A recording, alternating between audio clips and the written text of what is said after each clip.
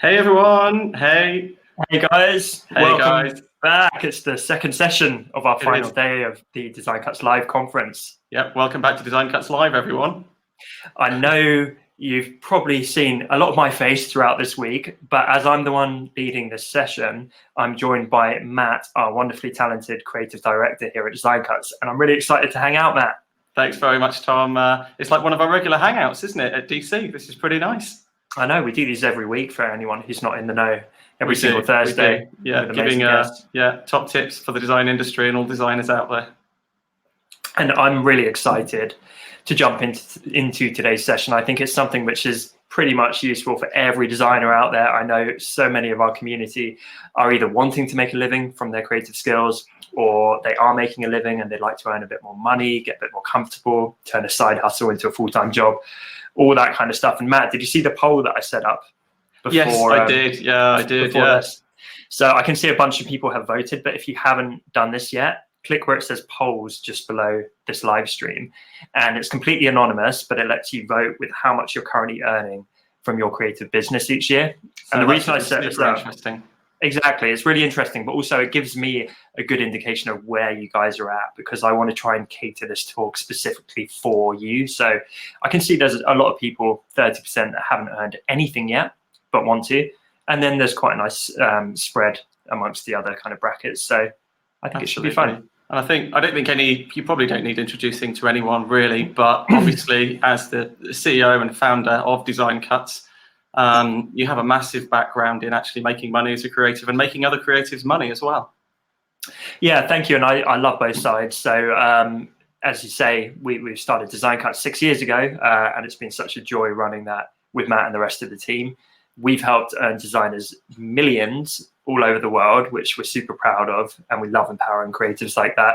I've helped coach some of the biggest names in the industry, a lot of names which you guys might recognize. Yeah, I could see all the questions coming in already, Jason. Yeah, they're flying in. I've been actually making money. Master Tom, someone says. and I've been making money and been doing so profitably since the age of 12. So I know I'm fairly young still, I'm 31, but I've been doing this for nearly 20 years, making money as a creative through all the different ways you can possibly imagine. Yeah, you started your career super young, really, super young. Super young. So yeah, either making money myself, again, not all about the money, but you know, I enjoy being able to do what I love creatively for a living, and helping other people to do it. That's my biggest passion. I love trying to help coach and mentor other people. So that's what this session is going to be about today. Are we ready to jump in, Matt?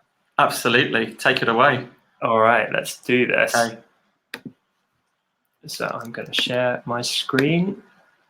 Here we go. Here's where we get shown up if it doesn't work seamlessly. There we go. Is it showing up okay? Absolutely fine. Fantastic. Okay, so today is all about making money as a creative. We're going to try and cover everything in an hour, but because we've got a little gap, we've got an hour gap between myself in this session and Chris Doe in a couple of hours' time. If we do run a little bit long, I want to try and get around all the questions we possibly can, because we want this to be truly value-packed for everyone jumping on. But as I say, today is about making money as a creative, and whether you have never earned a single dollar, or you've got a part-time income or a full-time income, the tips here are going to be completely transferable. And I'm going to try and give you an overview, because suffice to say, every area of business and being a creative entrepreneur, you can go very deep in indeed. And there's no way I could cover everything today. There's entire books, seminars, courses given about pricing and pitching and sales and all these different types of things. So I won't be able to give you every single bit of detail. But what I want to do is I want to zoom out, and I want to give you somewhat of a framework with how to think about growing your earnings as a creative, because it's this framework which you can start to understand and then apply to anything. No matter how you're making money as a creative, you can drop this framework on it and get a better understanding of how to level up your earnings, because I think we're all guilty of feeling overwhelmed by the huge amount of free information that's out there these days, right? I know you've seen this as well, Matt. Yeah, oh no, absolutely, I have. It's just an absolute overload of people on Instagram, etc., all vying for the large clients. Massively. And, you know, we've got some very generous people teaching a lot of fantastic things.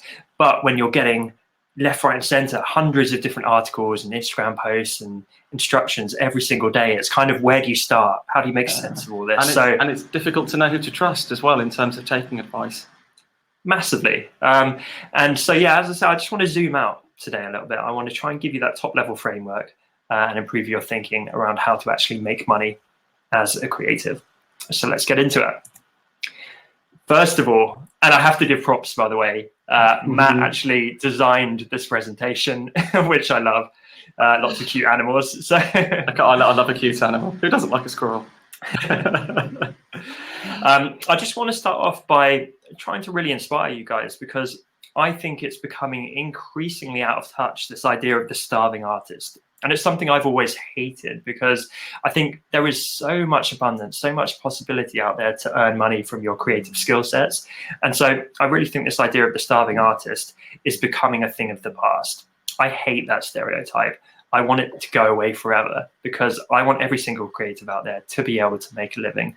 And I think more and more people are these days. And so this kind of broken, starving artist mentality, like I said, I think it's becoming a little bit dated. And I think there are so many people carving out so many amazing livings, making what they love. I can just see Lily in the comments saying, going to be a fun presentation. Nice job, Matt. Thank you very much. Thank you. Oh, love the squirrel. Yeah, thank you. Oh, sorry, guys. Let me jump back. Someone just said in the comments to hide the bar at the bottom of the screen. That's a great point. There we go. It's gone. No distractions.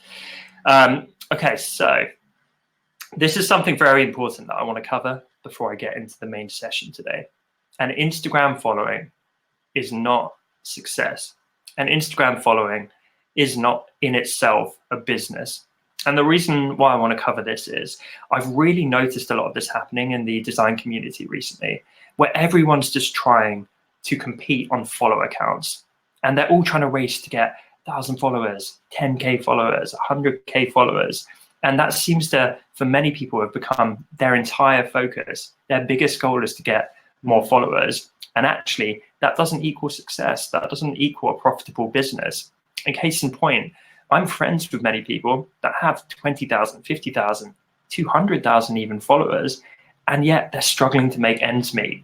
Some of them are practically broke. And on the flip side, there are infinitely more people out there who are massively successful, who aren't really on social media and certainly aren't big names or Instagram famous. There are millions of people out there running successful freelance careers, running successful agencies, running all kinds of amazing creative businesses. And so I think everyone needs to just view social media for what it is, which is a tool which can help you, but not as the main goal, not as the end goal. And I see a lot of this kind of celebrity status happening in the design industry, which is really furthering this idea. So it kind of becomes like A-list, B-list, C-list, Z-list celebrities. And everyone gets wrapped up in this whole game. So that's not what I'm going to be sharing today. I'm actually going to be sharing how to build a real business of substance. So you can let people chase the follower counts and you can be confident knowing you're actually building a proper business instead. Yeah, Jen's just said, if I spent all that time getting followers, I wouldn't have time to do the work. Jen, I know where you're coming from with that one. Definitely. Exactly that. So jumping forward, this is a very common broken model that I see most designers falling into.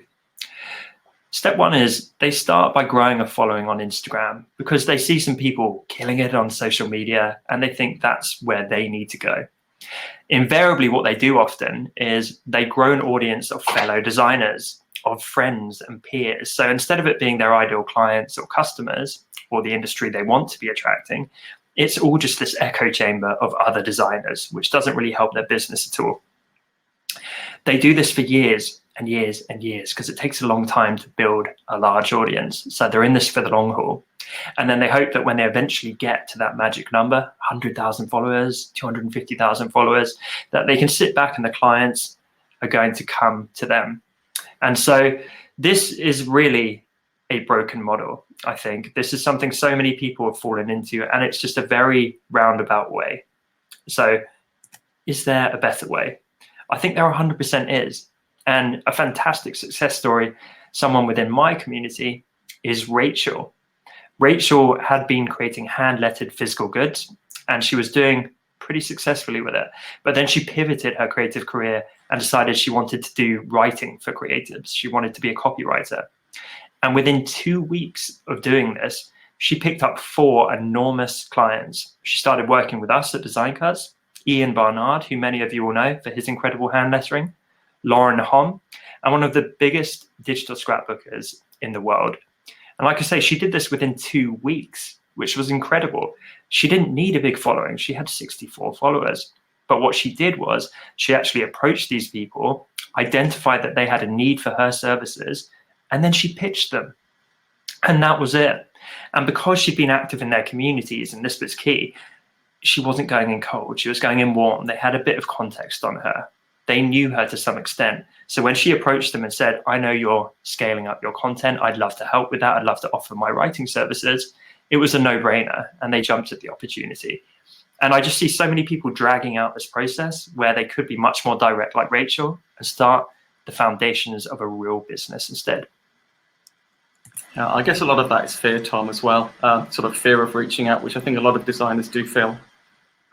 Massively, and I know it can be scary, but we're absolutely going to dive into some of that in today's session as well.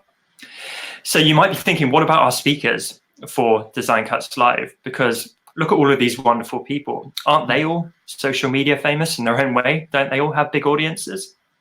And yeah, most of them do, but that is not why we invited them to be part of Design Cuts Live. We invited them because they're hugely talented, because they're inspiring, they're great teachers, and they've actually built something of substance. Let's look at Christo, for example, who's joining us in a couple of hours. He's earned over $80 million by his agency Blind, and he's gone on to create a successful multi-seven-figure business with The Future. He's also inspired millions through his teaching. So on the back of this, yes, he has got a large social media following, and yes, he does utilize it to help grow his business, but it is not at the very core. The very core is that he's actually built something fantastic. Equally, we've got Michael Jander, who was on earlier this week talking about pricing. He ran a very successful agency. Lisa Glanz, one of the most successful people out there making digital products right now. She's built this hugely successful career, and social media scares her. So I just really want to get across to you guys, there are many people with bigger followings than most of our speakers that we could have invited, but actually it's a little bit hollow. They maybe didn't have anything behind the following count to back it up. So we deliberately connect with and bring people to you who provide real value and have actually built something of substance. So here's some ways to actually make money as a creative. And be sure, leave it in the comments, guys, like which one of these are you? And it might be that you fall into several categories with how you currently make money or how you're thinking about making money. But just to talk you through some of the basics here, you've got design services. So this could be that you're selling logo design or brand design or website design, print design, something like that. It could be that you're selling more strategy-based services, something like brand strategy, like Melinda Livesey, who we had on Monday's session. It could be that you're a consultant. It could be that you're a coach. Maybe you're coaching and mentoring other creatives. You could be selling courses like Tila from Every Tuesday that we had on earlier this week. It could be that you have fans and patrons and you use a service like Patreon.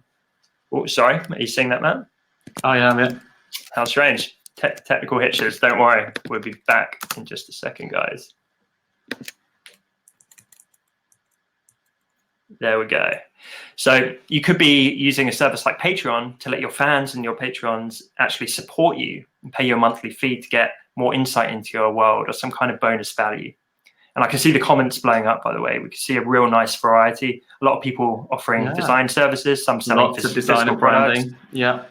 Really, really cool. And we've got some people offering multiple, like I say, they're doing services, consultation, affiliate products, working on physical products and digital products. Someone's asking, what is a patron?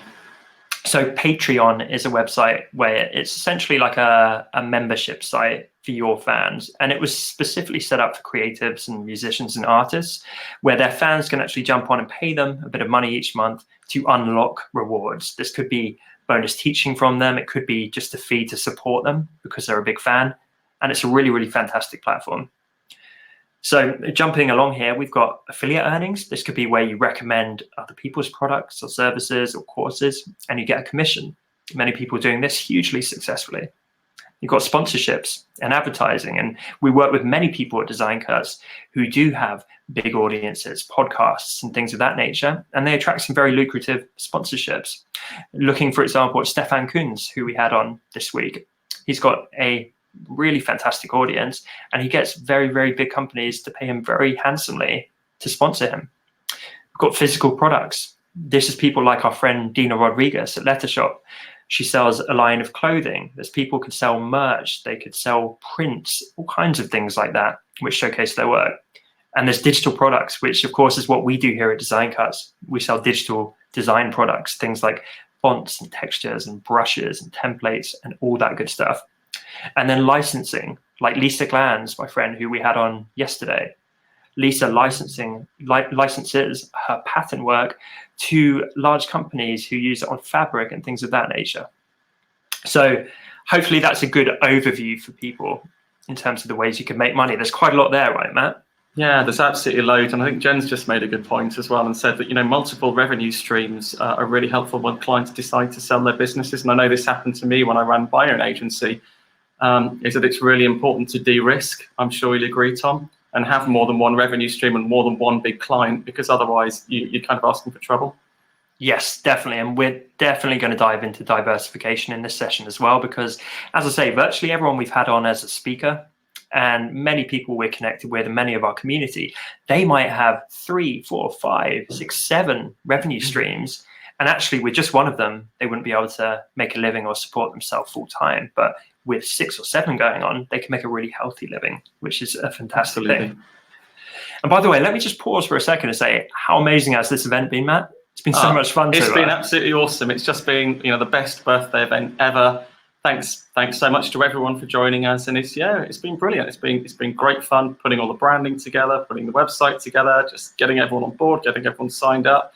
Probably shouldn't say the time frame we did it in because it was quite small. But it's possible to do all of this stuff in about a month. Yeah, if you really put your foot down. Yeah. Yeah, it's just been. I feel like it's been so much goodwill. So many positive vibes. It's been brilliant, and I think that's based off the goodwill that we've got with the design community, and I'm so grateful to be part of it. Me too, absolutely. Yeah. So let's talk about the long tail for a second with this adorable little fellow. This is me again with the animals. If you don't know what I mean by the long tail, what I'm talking about is the fact that you don't need to be an A-lister.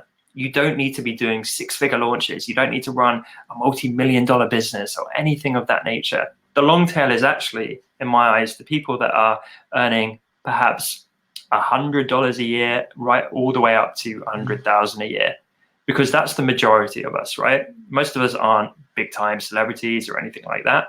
We're all trying to carve out a living the way we can. And the long tail has never had more opportunity. And that's what really excites me in this day and age, because it's never been easier to make money as a creative. Back in the day, this is, talking 10 years ago even, sites like Patreon didn't exist. It was incredibly hard to build an audience because social media wasn't really so prevalent. It was incredibly hard to actually set up a website quickly and sell physical products. There weren't really things like Shopify. It was even hard to set up a portfolio website at one point if you didn't have the coding skills. Yeah. So everything has just got so much more easy to allow you to get your products and services to market. And yes, that means it's perhaps more crowded, but I think that's a great thing because there's more creatives out there doing what they love. These are people who might have had to go and get jobs that weren't particularly creative, and now they're able to actually make some kind of living. And like I say, you don't have to be a millionaire doing this. There's a ton of people who might be earning $40,000 a year, and that's fantastic because they're so happy doing what they're doing. Yeah, and it's like people have embraced brand and design more as well over the last sort of 20 or so years. So it's not such, you're at a party and someone says, what do you do? You say, I'm a designer, I do brand design. It's a bit more prevalent, I guess. Yeah, which again is really nice. People are starting to wake up to the fact. I think that starving artist is slowly dying, and people are like, "Oh, you are a designer. I understand that can be a successful career." Yeah. So this is the framework that I want to talk about mainly today, and this is what I think is so important. Like I say, you can deep dive into the hundreds of different areas and ways to make money, and go very, very deep in your learnings. But with every way of making money as a creative, this is the framework that I want you to put over the top of it. And it's 4 parts. Part number 1 is the number of potential customers and clients that you're actually reaching and able to get in front of. Part number 2 is the conversion rate. So how many of these people that either see your stuff or that you speak with and come into contact with, how many of those are converting to either hire you for your services, or how many convert to buying your product? Then you've got part 3, the retention. How many of these clients or customers stick around? How many buy from you in the future? How often do they repeatedly buy from you? How many drop off and you never hear from them again? And then the price, of course. And the price is simply how much do you choose to charge for your products and services? How high of a price can you command? And so this is the framework which I'm really going to drill into today. I'm going to show you guys some ways that you can actually work on each of these areas. I'm going to show you where to start. And we're going to get a little bit kind of deep into this stuff, but don't feel overwhelmed, because I promise I will take you out the other side of that and make it very simple and show you actually where to kick things off and where to start this off. So let's look at an example here. If we're using this framework to look at client services, because I can see a bunch of you in the comments are currently offering and making money from client services. The number of potential customers reached. This could take the form of how many clients are you actually pitching each month. So maybe there's some of you out there watching live that are pitching 10 clients each month. Your conversion rate then would be, how successful are these pitches? What percentage of them convert to an actual paying client? And I've just seen Teresa in the comments say, guys, this is where you grab the notebook to take notes. So yes, I completely agree. Do grab a notebook. I've got one here as well. I want you to take away as much as you can. And Anna also said number of potential customers reached. It's called leads. It's shorter. So yeah, you can absolutely think of it as leads. I was just trying to avoid salesy wording to put people off. I think that might spoil it. No, it would have balanced out price nicely, actually, Tom, on the diagonal. So we should have gone with leads. We should have gone with leads. So you've then got your retention rate. And like I say, what percentage of these clients in this example then give you repeat business? Do you get them on a monthly retainer? Do they need your services again once a year, or do you never hear from them? And then finally, price.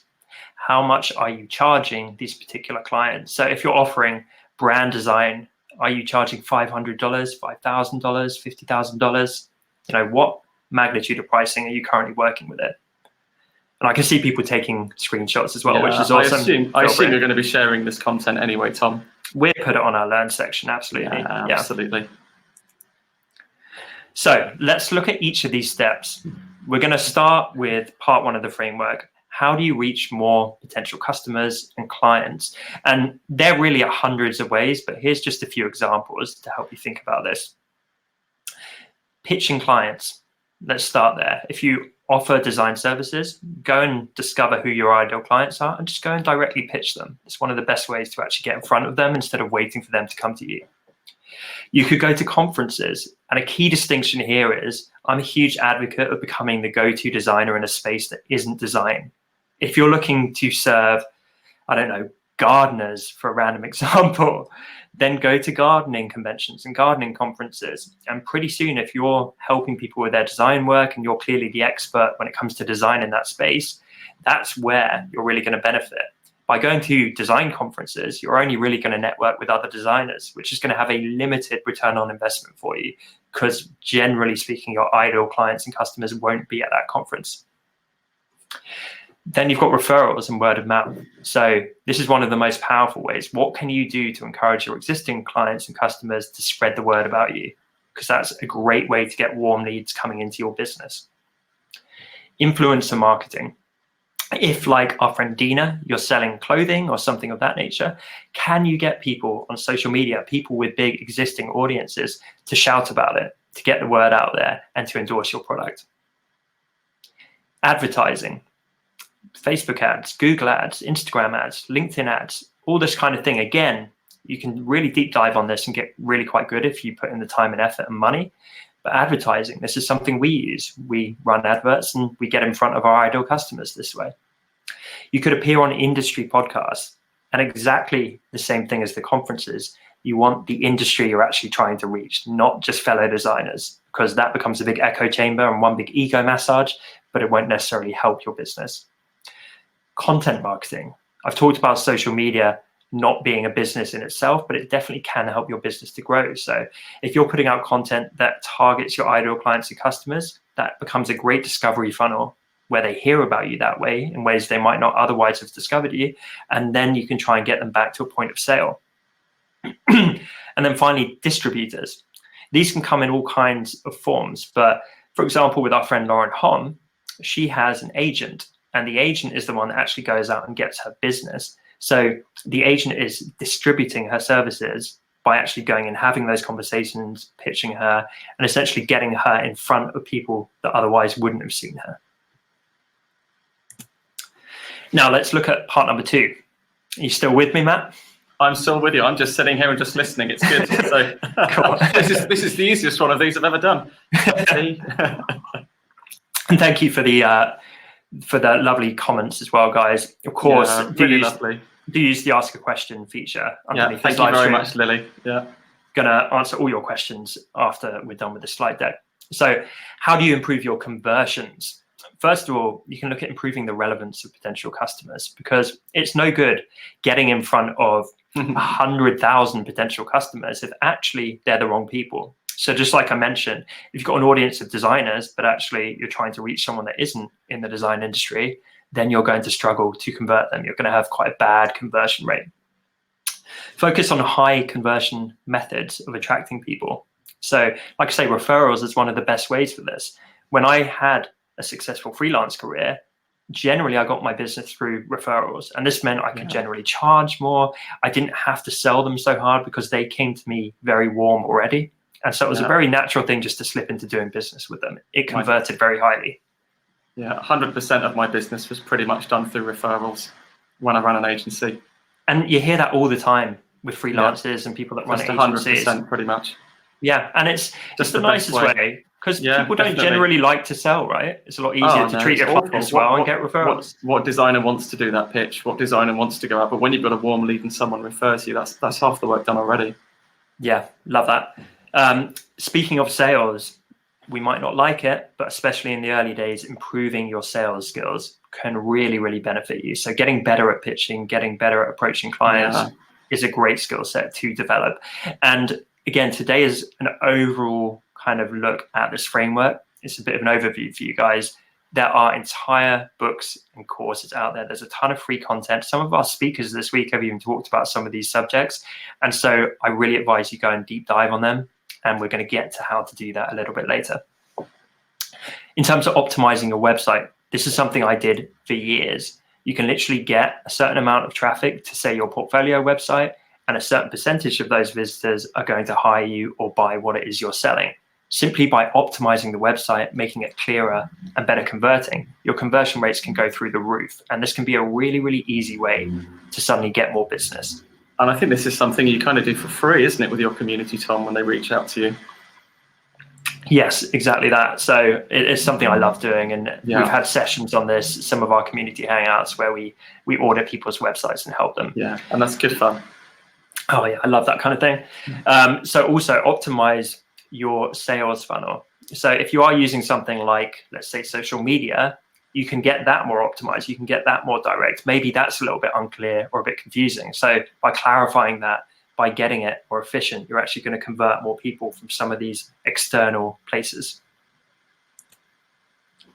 So let's look at number 3. How do you improve retention? Because it's always, and this is definitely worth noting down, guys, it's always easier, better, more fun, and definitely cheaper to retain existing clients instead of consistently and constantly going and finding new ones.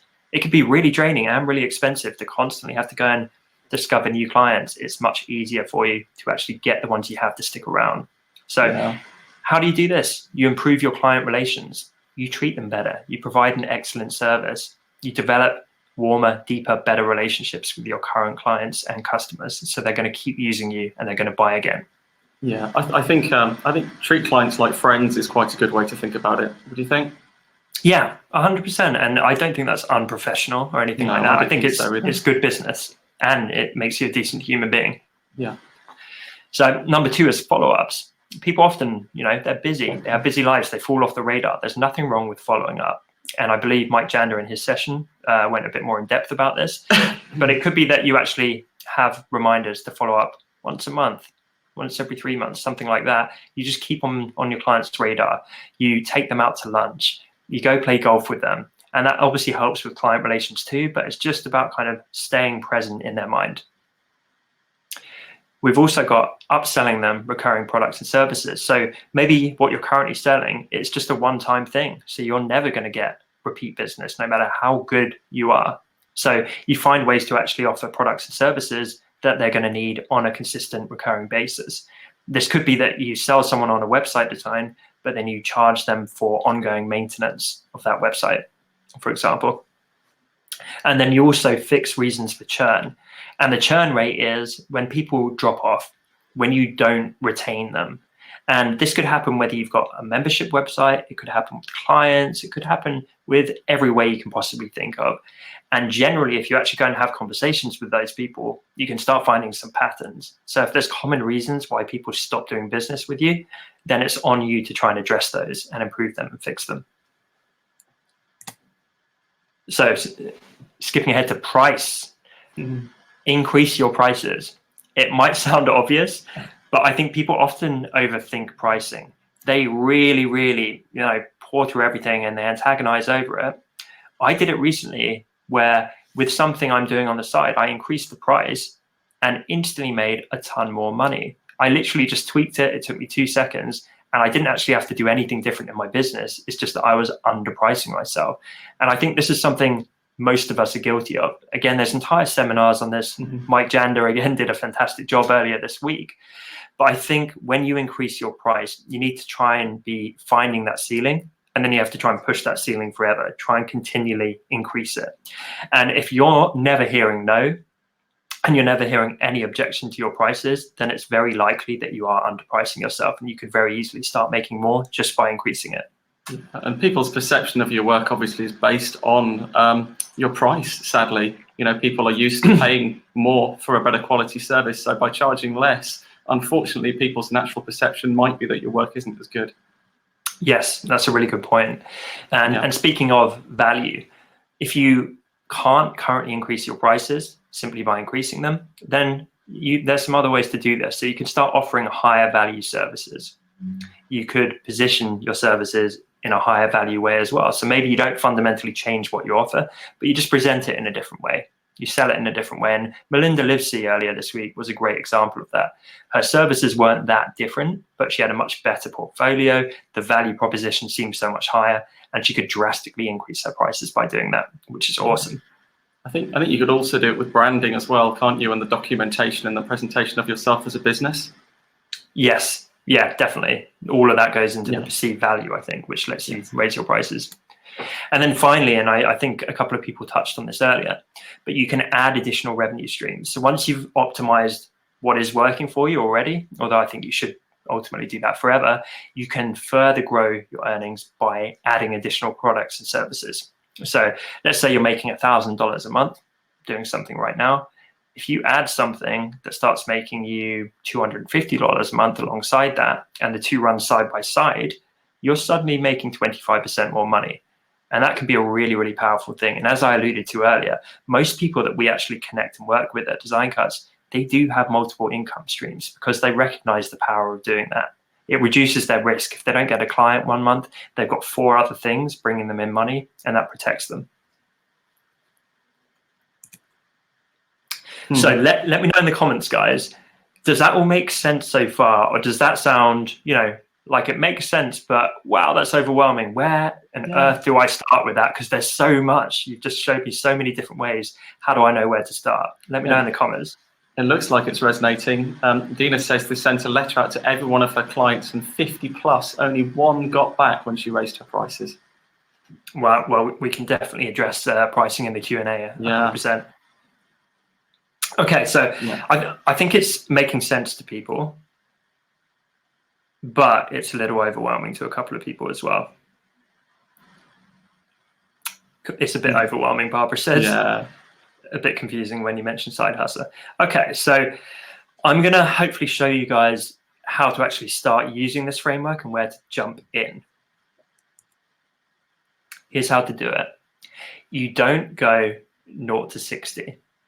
Because yes, in an ideal world, you would take everything I just showed you, all the dozens of different ways to make more money and to increase your earnings, and you do them all fantastically. But that's not going to happen overnight. You'd fall over. Any of us would. So the way you start is actually just by improving one thing. All of these things are going to help you make more money. But if you just start with one of them, then it's really going to start benefiting your business. So you can improve one thing, and then you can improve another and another. And gradually over time, you can start improving your earnings. But whatever you don't want to do, you don't want to look at it and say, okay, well, I'm currently making this much. I want to make 10 times more. And I'm just going to try and like supercharge my business overnight, because that's not how it works. And so I really believe in an iterative approach, where it's just one small step in front of the other. And it's just moving that needle, even a millimeter, in the right direction. And that is a lot more realistic. It's a lot less scary, and it's a lot more doable. As I say, there's a lot of free, amazing content out there. We've had many of these free educators on this live conference so far, and there is just so much. You don't even need to pay for courses for many of these things necessarily. There's a wealth of free information. So if you pick one of these things, and let's say that's pricing, then you can go and educate yourself. You could immerse yourself for 1, 2, 3 days in pricing. You could learn all the foundational stuff, all the fundamentals, and then crucially, you need to execute. You need to put it into practice, because without that, it won't benefit you. I see so many people scrolling on Instagram or reading blogs or getting books, and they kind of think, oh, that's great, that's really interesting, and they skim through it all. But unless you actually implement it, it's really not going to help you or your creative business. And then step 4 is just repeat this forever. So let's look at an example of this. Ooh, hold on, I'm going to go back actually. I'm going to skip around a bit. So let's look at an example of this. You've got your earnings framework. And I think a good place to start is, where do you think your current biggest weak link is? Because generally speaking, you won't be equally good or equally bad at any of these things. If it's that actually you're never getting in front of a single customer and no one ever sees what you're doing, then I'd probably start there, because then conversion rate and price and everything, it's not going to matter, because you don't have anyone to convert. I think when I ran my business, number 1 was my weakest, definitely. And I'm sure many people are similar. And that's fantastic, because then what you can do is you can actually skip ahead and be like, okay, what are some of the main pillars for how I can reach more customers, and then focus with them. But again, just start with one of them. But it's going to be different for everyone. You might actually be attracting customers and clients, or potential customers and clients, but your website is converting horribly because it's an unclear mess. It might be that you keep getting clients, but then you keep losing them. So you've got a bit of a retention issue. Or it could be that, like me recently, you're massively underpricing yourself, and that's an issue. And you can just fix that by addressing your price, increasing the perceived value of your services. Simply, increase the price overnight and see what happens. So I really want you to think about that weak link and be like, where should I start? And then when you've picked it, look at the potential avenues for what you can work on, and pick one of those things and one thing only, and then immerse yourself in it. Like I say, for a day, 3 days, a week, focus on that one thing, learn it, consume the right information, and then actually implement that for your business. So I'm going to skip back over here. Hopefully that makes sense. Let us know in the comments, guys, because I don't want to go too fast here. Does that make sense to you, Matt? I'm guessing yes. Well, it makes sense to me, because obviously I've run an agency, and I run an agency for like 15, 20 years. So it makes perfect sense. And for me, exactly. Always the scariest part, to be honest with you, is reach out there and getting clients. But then I kind of got around that by getting smaller clients and letting the word of mouth get me slightly bigger clients, getting slightly bigger clients, and getting slightly bigger clients, until I got up to the businesses with tens of millions in the client base, which is kind of where I was happy with being. So yeah, it just takes time, I think, but don't rush it. As you say, it's not 0 to 60. Iterate, and when you're running a business, it just takes time. It does, and I know watching you having run your agency, you were fantastic at retaining clients, for example. Absolutely, yeah. And you priced at quite a high price point as well, so that wasn't the issue. No, absolutely not. And for me as well, it's about finding the right industry to work in. I worked in sort of corporate banking, that kind of thing.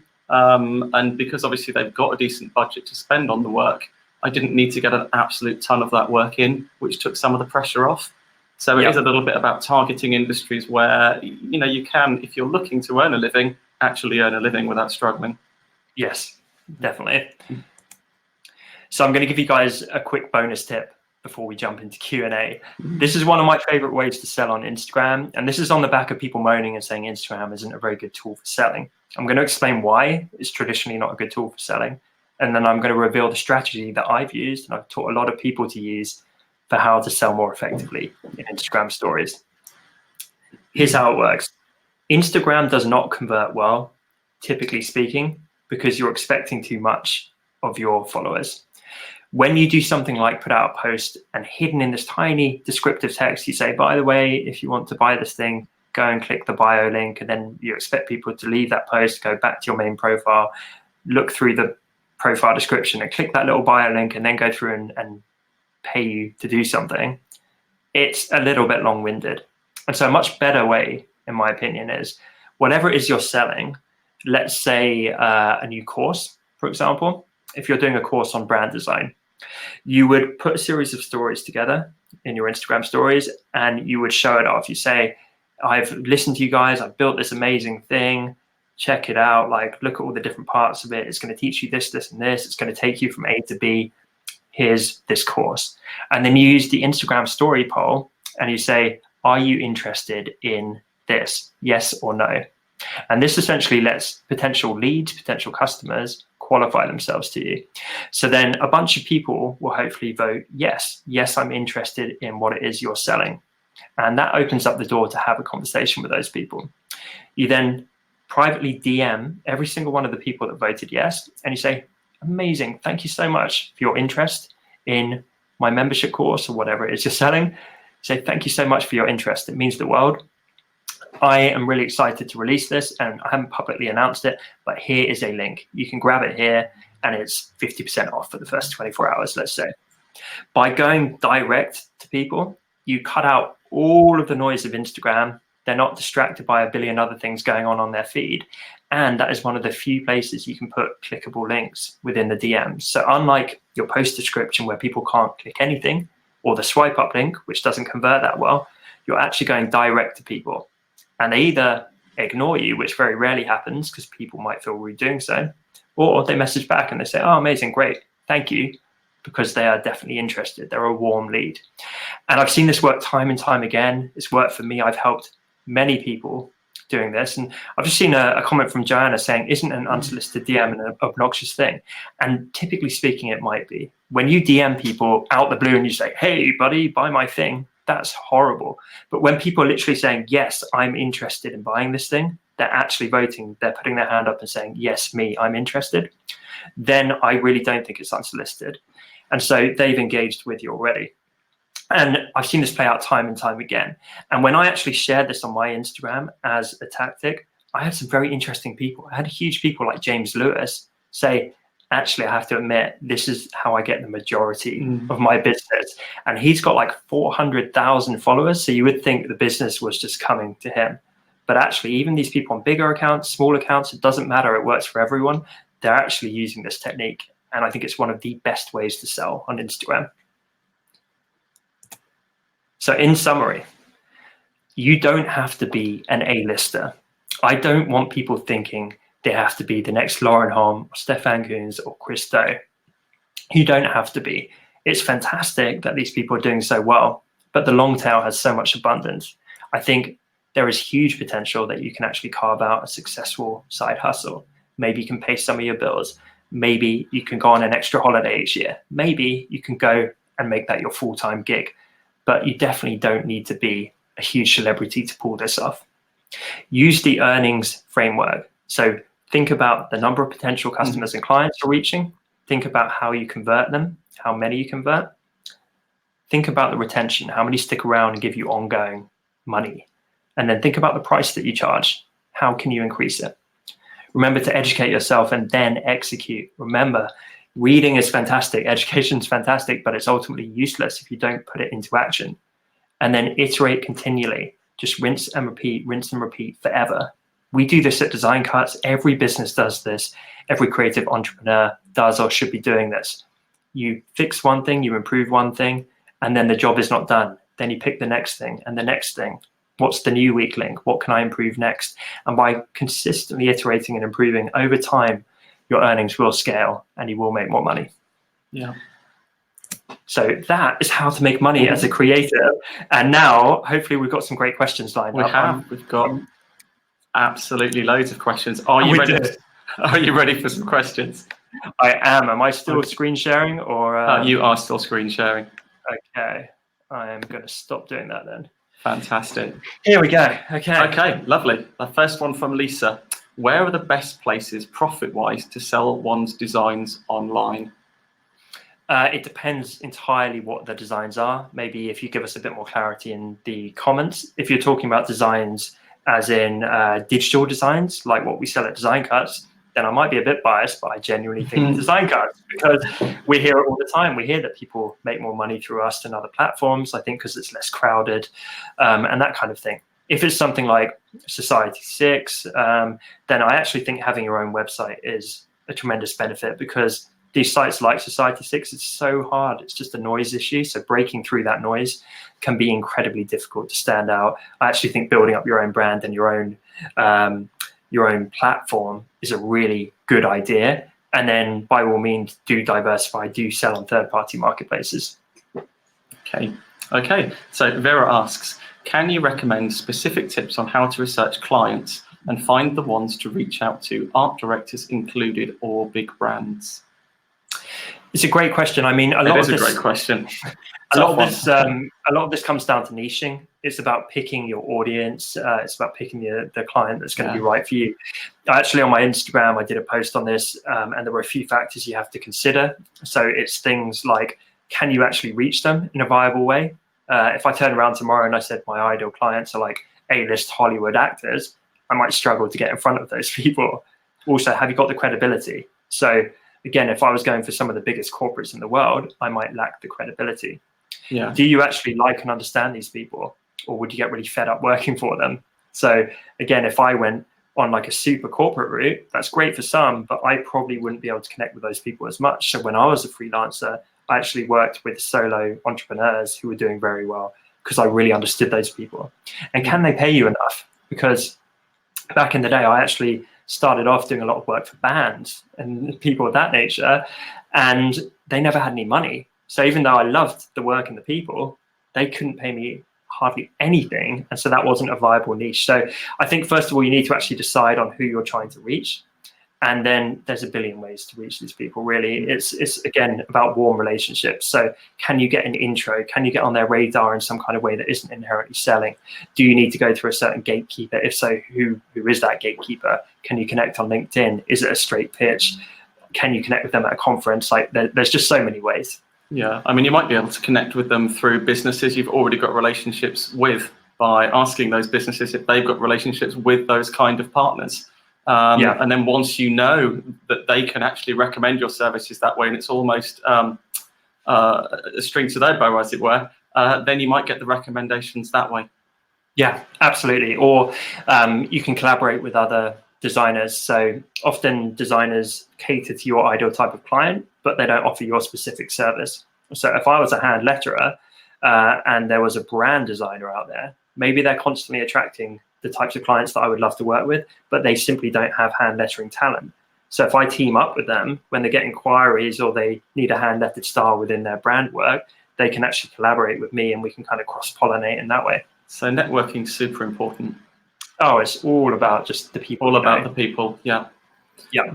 Okay, so Lauren asks, how do you approach utilizing popular trends to showcase flexibility whilst staying timeless?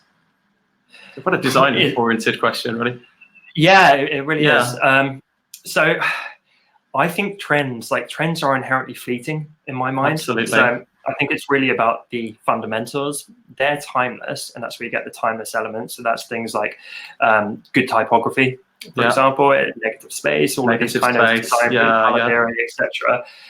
That's what is going to make your work more timeless. I don't love trends. I only love setting them. I don't like following them. And so I think you set trends by being innovative, by experimenting, by putting your personality into the mix. And if it's good enough, then people follow, and then you've got a trend. I think it's a bad idea to actually see an existing trend that is very established and then jump in, because you're essentially jumping into a pool of noise and competition and making it very hard for yourself. I only ever embrace trends when they're at the very early phase and people haven't really recognized it yet. Then you get all the uptick benefit, and by the time everyone else has joined the party, it's already saturated.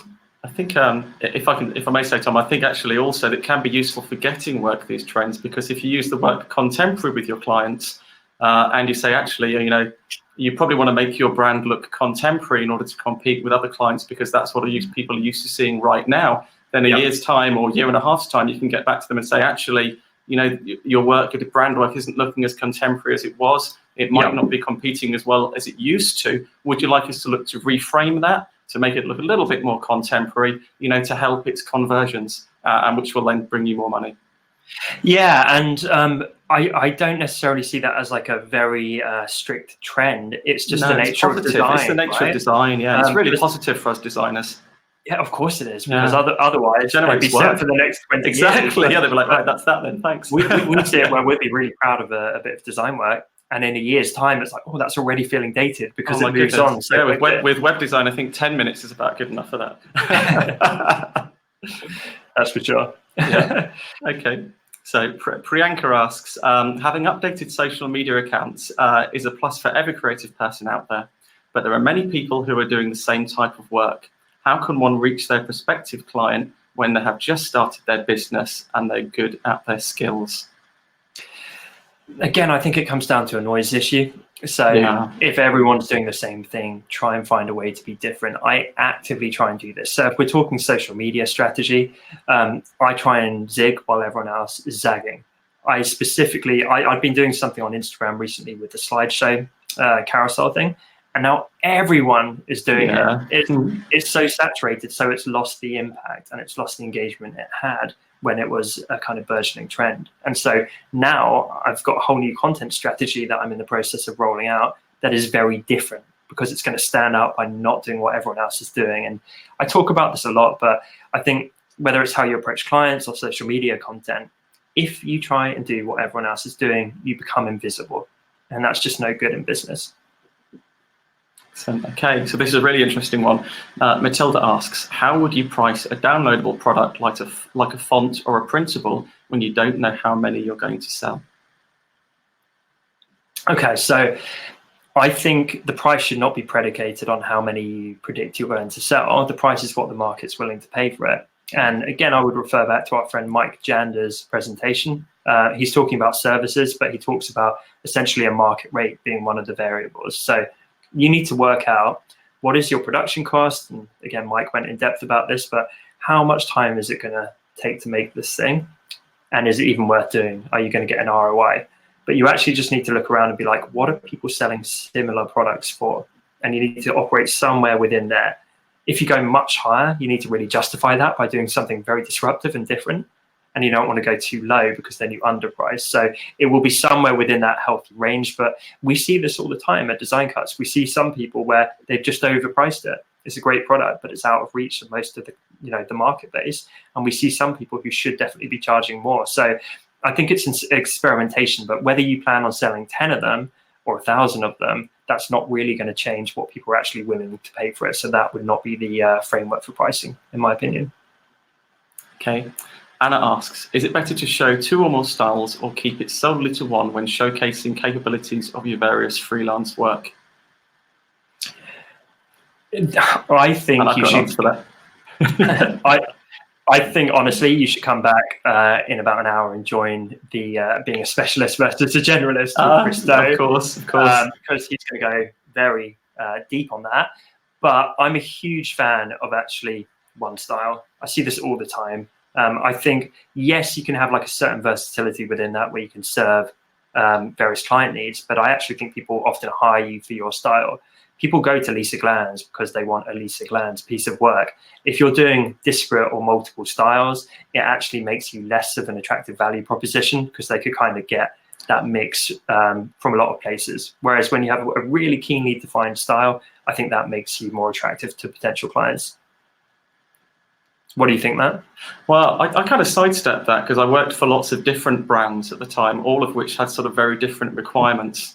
So I would showcase my work in terms of industry, so pharmaceutical, food, etc., etc., etc. And because of that, I felt I could have kind of disparate styles which worked within those individual brands, so that they could come along and go, oh, okay, they can work within the industry that we're trying to approach. But then having said that, there was an overriding style to our brand as well, which we worked within. So, yeah. Exactly. And I think like all the great letterers, illustrators, and so on, with your website and brand design, I can look at any of your consistency is good. And I know it's one of your designs. Even if I don't see your name underneath it, I'm like, design. Exactly. So and people hire you for that look. Absolutely, yeah. Okay, so Eric asks, does having certifications and badges help you win higher paying clients? I don't really operate in that world. I never have. So I only like to talk to what I've experienced. Based on my experiences and the people I know quite closely, no, I think you fundamentally get hired for the quality of your work. And then secondary to that, kind of how you actually conduct business and so on. I think ultimately, if you've got all the awards in the world, if your work sucks, then it doesn't matter. And I think a lot of that is just ego massaging within the industry. Absolutely. It's well done, aren't we good? But really, it's not what it's all about. It's about doing good work and treating clients right. Yeah, I think almost you look a little bit more sort of low end by doing that because it feels like you're trying too hard. I think if you can do it with the clients that you're showcasing, that's generally the best way to do it. Yes, exactly. Because it's social proof. Yeah, exactly. Okay, so who's up next?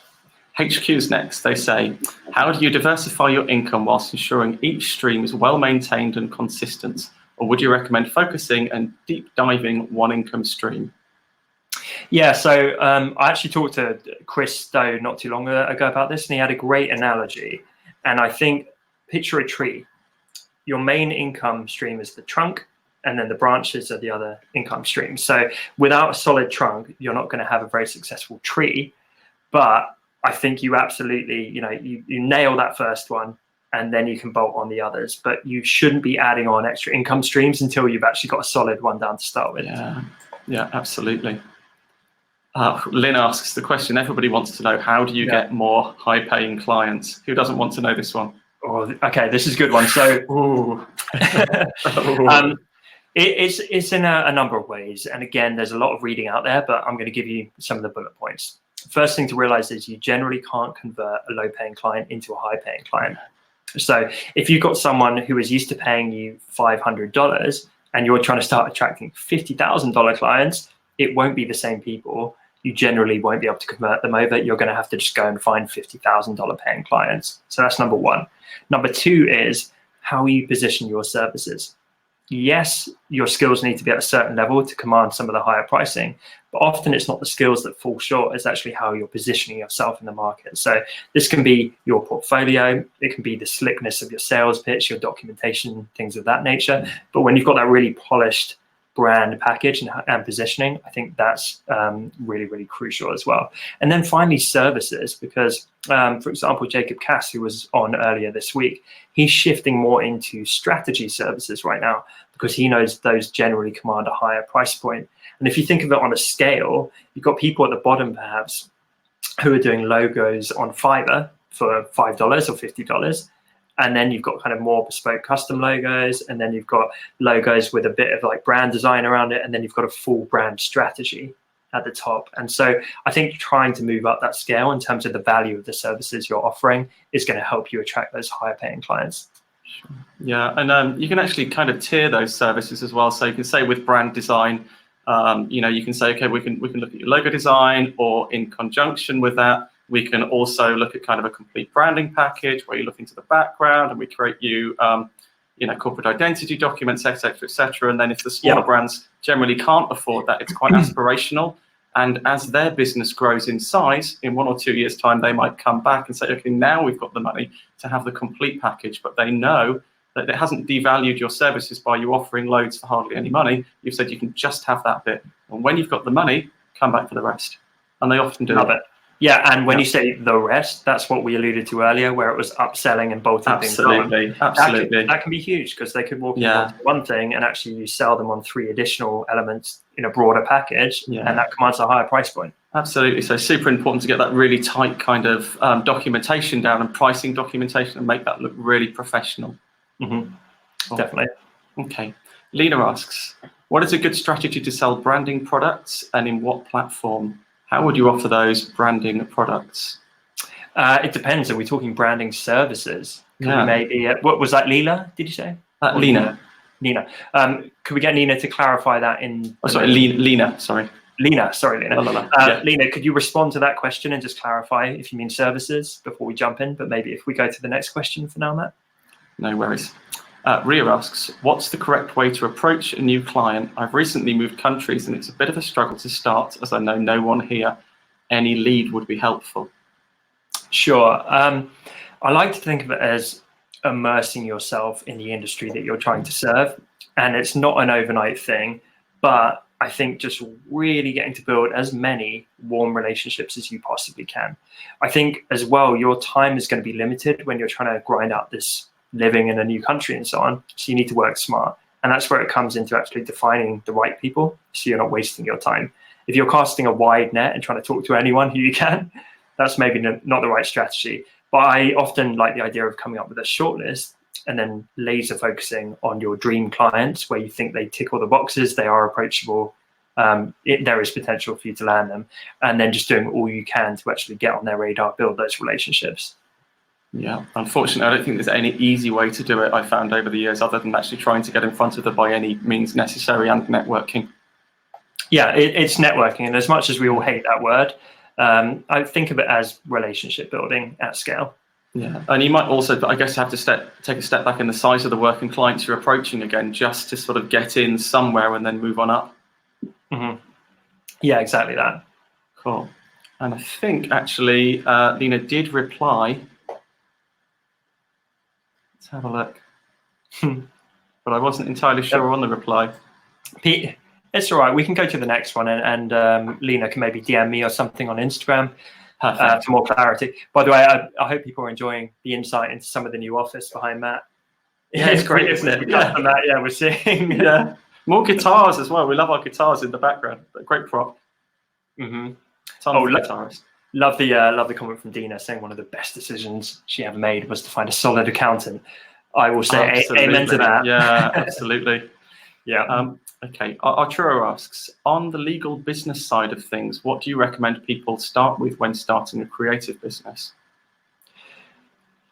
Honestly, I think and this is legal disclaimer, I'm not a lawyer, consult your own, etc. But I think don't get too hung up with any of those foundational bits. I think just get the ball rolling and then kind of iterate and evolve as you go. What I mean by that is there's some people out there who spend forever polishing the perfect portfolio and business card and getting all the legal bits set up. They can spend months or even years doing that before they actually go out and start landing clients. You need to get your business off the ground. So if you're selling services, go and sell your services. Yes, have some of the right basic contracts and documentation in place to protect you. Don't be completely wide open. But I think actually get your business going, and then you can build that around it. When I started Design Cuts, we had some of the basic business stuff in place, but we've evolved that over the years because it was nothing. At day one, it was nothing. It was just a seed. And we've grown it into something more. We've stepped all that stuff up over time. But I think people put like the horse ahead of the cart ahead of the horse. You know what I mean? Yeah. And I know from my perspective, in 20 years of running a design agency, I never really had any legal issues. And very few clients not pay me because of the relationships I built with them. But that isn't to say it might not be a good idea. If obviously in the UK, you might start a limited business to limit your liability, etc. You can still look into that kind of thing. But I completely agree with Tom that it's probably more important to get out there and get the work, be nice, and it's unlikely you're going to get those issues. Exactly. Yeah, like you could literally sit there for a day, set up the basics, and then focus on growing it. But by all means, do hit Google there and consult people in terms of limiting your liability, etc. as a business owner. Cool. I can see Lena in the comments actually said what I meant was branding regarding logo branding kits, and all the first approach for a company that is starting the business. So it sounds like she's talking about selling digital products, I believe. Logo and logo branding kits. Maybe just clarify that further if you could, Lena. Sorry, I just want to be really sure on the answer. You're selling digital products to clients rather than services. So, okay, I've got another one there. We've got loads more, Tom. Oh, okay. Lena did just answer actually. So for all the people interested in selling digital products, our team can put a link in the chat right now, and we've literally got an article on how to do this. So that would give you a more comprehensive answer for everyone and Lena than I can give right now. But that talks how to pick product ideas that are really going to perform well and sell well, how to present them, how to sell them. It's a really great article. So the team should be able to link that up in a second. Okay, Morel asks a great question. What do you do when a potential client goes silent after telling them the price? Who hasn't this happened to? The silent treatment. I'll go silent and then maybe you'll drop your price. I presume they mean silent, not on a phone call, but like you've emailed go quiet, them I and then assume. you don't hear anything. Yeah, exactly. I think I think give it a due amount of time. I think there's no harm perhaps following up. Yeah. But what you don't want to do is fall into the kind of submissive one in the role where it's like, oh Absolutely. no, like you're cowering and you're catering to what they want. So it might be that they just identified they're not the right client for you. Maybe they couldn't, I mean, probably that's the case, to be honest. Yeah. They couldn't pay enough or they didn't want to. And therefore, it's not your job to haggle with them and say, please, I'm worth this, please pay me. You just go and find someone that does understand the value of your services, who's going to be more receptive. The reason you follow up is maybe they had a skiing accident or they were on holiday or vacation and didn't tell you, and the follow-up actually would jog it in their memory. Yeah. That's why you follow up.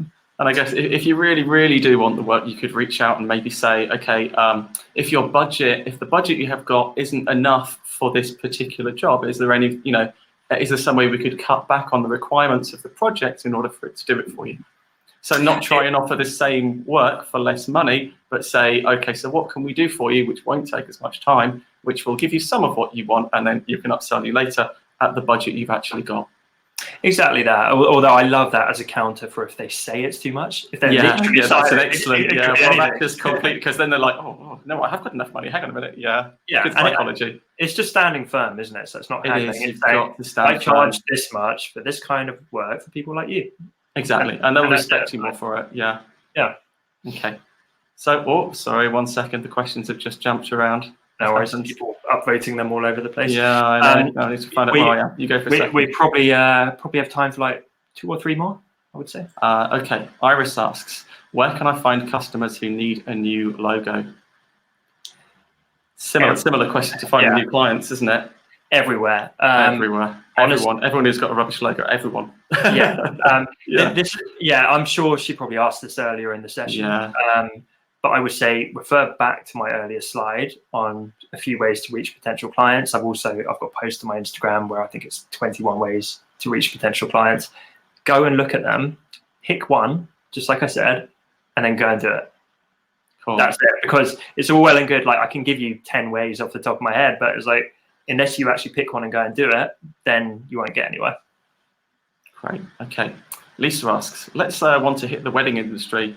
Am I going to as a possible bride, or am I buying space at a conference to advertise my design services? Okay. I've had a few variants of this question in the last few months, and typically speaking, and from all the people I've talked to as well who've done this and friends, I think these things are often very overpriced and they often don't perform that well. People pay extortionate amounts of money to get a small stand or whatever it is at a conference or a convention.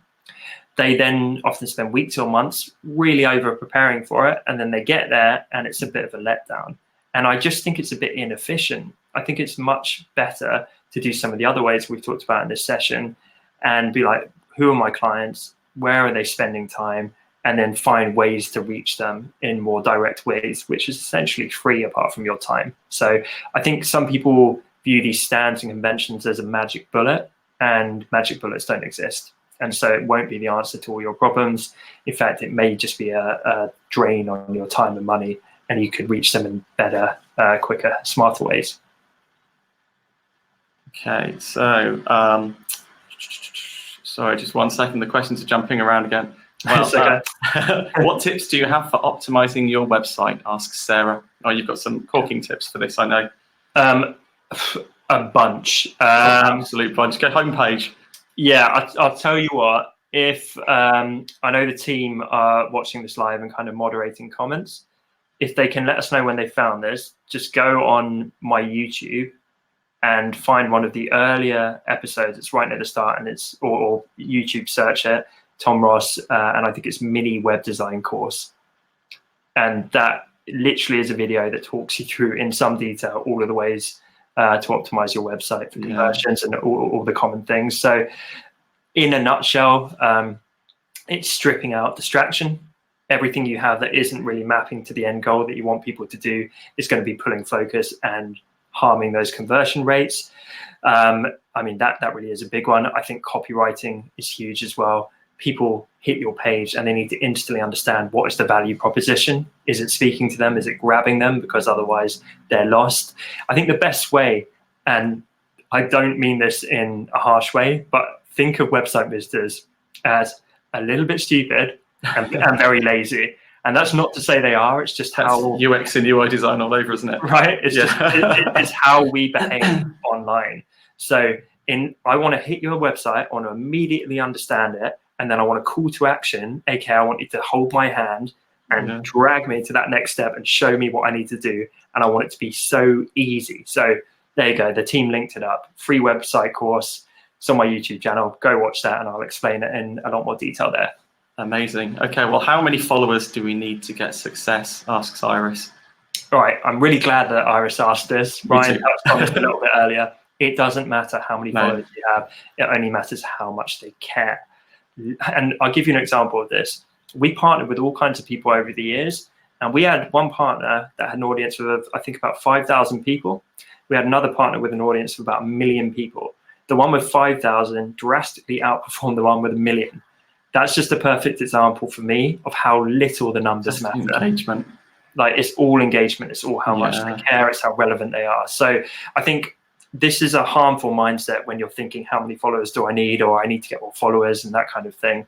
Because essentially what you end up doing is you neglect the followers that you have to go and chase the ones that you don't have.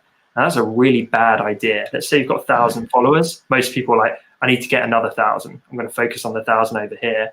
And meanwhile, these people are essentially disintegrating and losing interest. What you should be doing is doubling down on the 1,000 that you already have, building depth of relationship, talking to them more, bringing them more value, and you're going to get way more out of those 1,000 than if you neglect them and just go and chase the squirrel distraction over there. Yeah, I know as a business, we don't talk about followers very much and numbers, but we talk about engagement so much, and producing engaging content and just reaching out and talking to people. And helping, and I think that sort of people understand that and they can resonate with that. Yes, 5,000%. This is really fun, so I think let's do one more if we've got time, Matt. Okay. Ria asks, how do we get genuine distributors? It depends. It completely depends. I mean, long answer short, it's relationships. And to break this down in some more detail, we have all kinds of great relationships, and we have a lot of people who share what we do. Let's take this event as a viable example. There's been some huge people shouting about this event from the rooftops, which is fantastic, and we really appreciate that. And yes, they're doing it because it's valuable, and yes, they're doing it because it's high quality, but they're actually mainly doing it because they have a relationship with us. Like, some of them are our friends, they're my friends, they're Matt's friends. Like, it doesn't matter. We have the relationships. And that's the most powerful thing in the world, because before having all that, when I was much earlier in my career, everything was an uphill struggle. I felt like a cold calling salesman. I was constantly trying to convert people and get them to do these things, and I got shut down. Whereas there's people we've worked with for years, so I can literally pick up the phone, have a catch up, ask them if they want to be part of something, and it's done. And that's the power of relationships. So, and it's a lovely way to run a business, and you make lots of new friends, which is great. Yeah, which is absolutely great. It's my favorite part of business. So your distributors, your affiliates, your collaborators, your partners, your suppliers, your customers, try and make them all your friends. Honestly, it's the most fun way to do business. Yeah. And you get invited to a lot more Christmas parties as well. It's always a good thing. Yeah, you do. You absolutely do. Right? That was the measure of my success for the year, was how many Christmas parties. Yeah, there's your metric. It is. There's your metric. Yes, like the Christmas party metric. Yeah. Yeah. So what I want today to be is your secret weapon, where you will start to notice this in the design industry. You'll be looking around and you're seeing your contemporaries all talking about the algorithm on Instagram and chasing followers and having all this imposter syndrome and envy and so on. And you can actually sit back with a bit of confidence and be like, I'm actually going to focus on the right things.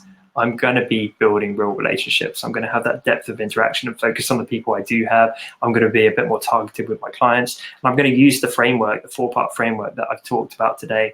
And I'm going to systematically go through that and make steps forward in my business. I'm going to move the needle, and everyone else can worry about all that other nonsense that ultimately doesn't matter. No, and it will come, and those relationships will build, and you will get more clients. Yeah. Yeah, it'll just happen. It just does take a bit of time, but that's the most sustainable, strongest way to do it. Exactly. Yeah. Case in point, I've just seen Jackie in the comments saying, you make friends and then you get to visit their offices, right? Yeah, absolutely. Yeah, Jackie's a community member. She's on this call right now. She was here when was it, last week? Yeah, last week. And like Jackie, it's a good excuse to get nice nibbles, right? Yeah, so we any excuse. Yeah, it was really good. And it was so much fun. So it was great.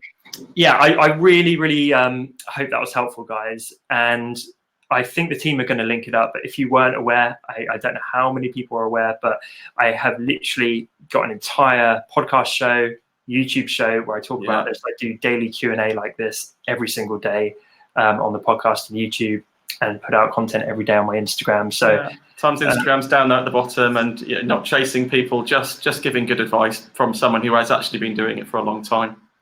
Appreciate it, buddy. Yeah.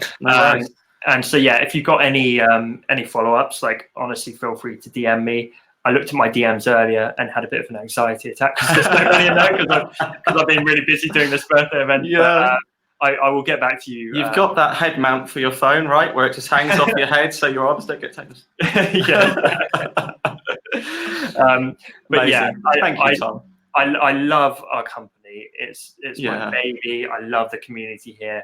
But that is essentially my hobby. It's my side hustle. I love helping fellow creatives. It's my favorite thing in the world as well. So feel free, message me if you've got any follow-up questions. I'd love to help. In the meantime, we have got one more session left today, and it's Mr. Christo, and that's happening in about 40 minutes. So amazing. I'm going to jump off in a moment and give him a phone call and check we're all on track. But that is all about being a specialist instead of a generalist. It's all about niching down. It's going to be a super, super useful session, as all Chris's stuff is. And I think the team are going to ping a link to that in the chat. If you haven't registered yet, do so absolutely and jump on over. Loads of value in that one. Yeah, it should be a lot of fun. But also, we are coming near the end of our birthday event, which makes me sad. How about you, Matt? Yeah, very sad, very sad. It's been a good ride. It's been a fun ride, and looking forward to doing it again next year, I think. Bigger and better, right? Bigger and better next year. Yeah, we'll be back. I can't wait for that. But there are still a few days left of our birthday event. So as I say, jump on over for Chris's session in about 40 minutes. He's going to be our final speaker. But if you haven't checked them out, we are rerunning all of our best and greatest bundles from the last 6 years. Some unbelievable products for up to 99% off. We've got the tail end of our competition, and tomorrow we're going to be announcing the winner of that. Not only that, but we're going to be letting you guys vote on the winner. I believe we're going to have 5 finalists. And go check out those exclusive products, because some of those are my babies and I creative directed them, and I love doing it. Fantastic. We work with some fantastic designers, very talented. Absolutely. So yeah, as Matt says, we've got the exclusive products. These are collaborative products with some of the biggest names in the industry. They're available for some crazy discounts too. Yeah. And I think there's some of, hands down, the best products. They really are huge products. And yeah, all the sessions, if you've missed any, we've got replays available. There's just a ton of stuff going on. And we appreciate you guys being part of it so much. You've been fantastic. You've been so active. There's been so much positivity. And I think this is what the design community is all about ultimately. It is. Amazing. Brilliant. Okay. Thanks so much for being here, guys. Thanks, guys. I really hope that was helpful. Yeah. And Take care. I appreciate you jumping on. We'll see you shortly. Bye. See you guys. Bye.